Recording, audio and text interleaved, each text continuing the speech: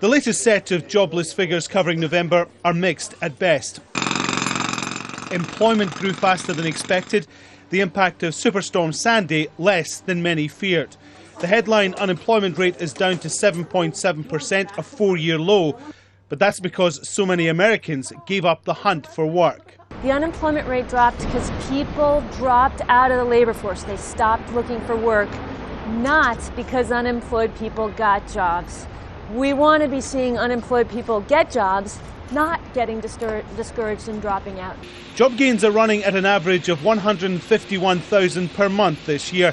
Economists say that figure needs to be around 200,000 to make a difference. While the jobless figures will have little impact on the current discussions about reducing America's budget deficit, the so-called fiscal cliff talks, the fiscal cliff is having an impact on the jobless figures. Because there is so much uncertainty, a real fear no deal will be reached, sparking huge tax increases and large government spending cuts, then employers are reluctant to add anyone to their payroll.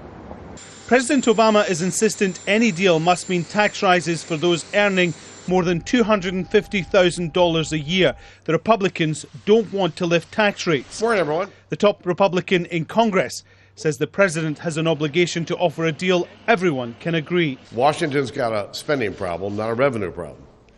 If the president doesn't agree with our proposal, I believe that he's got an obligation to families and small businesses to offer a plan of his own, a plan that can pass both chambers of the Congress.